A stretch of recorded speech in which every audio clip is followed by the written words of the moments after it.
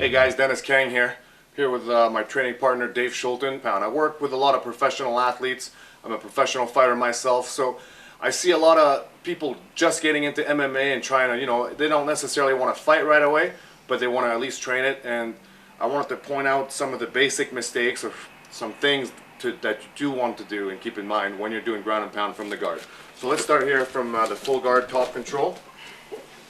Okay, the first thing, the most common mistake that I see done is as soon as people end up here on top, they think it's like open season on ground and pound and they can hit every shot. So you flurry too early and you can waste your energy. You have to remember that he knows that he's on the bottom and that he's going to get hit. So it's really easy for him to cover up or to use his legs. And then you can waste your energy hitting nothing but air or arms and elbows.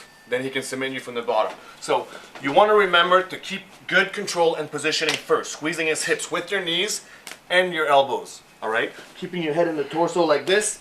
All right, if I just sit up, he can move his hips and try to attack me. So I want to control him and keep my head like this. If I make posture, now I can punch, but I'm finding the position first. You see what I'm doing? I'm controlling him with one hand, punching with the other. Okay, if I want to take a more conservative approach, I'm going to keep my head down and start maybe digging to the body. These aren't going to hurt a lot, but they are going to make him drop his elbows a little bit, and then I can wing over a quick one real quick. Then I can do it to the other side. I can do 1, 2, head. I can do 1, 2, 3, head. I can do 1, head. Okay?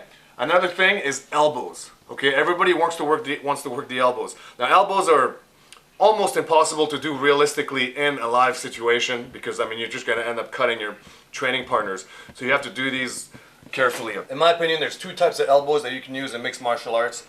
There's a cutting elbow and a smashing elbow. The first one is where you're using the tip of your elbow, like a spike a little bit, or like a spike or an axe, and I want to hit him with the tip on the angle. So this one has a little bit of a more pronounced arc where it's coming forward, whereas the smash would be more like hitting him with a baseball bat, and you're hitting a little bit lower, closer to the wrist, so right here. Okay, so it would be like this.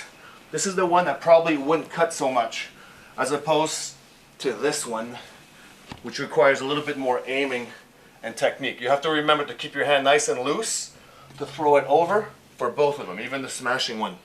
In my opinion, the smashing elbow is very well suited for body work.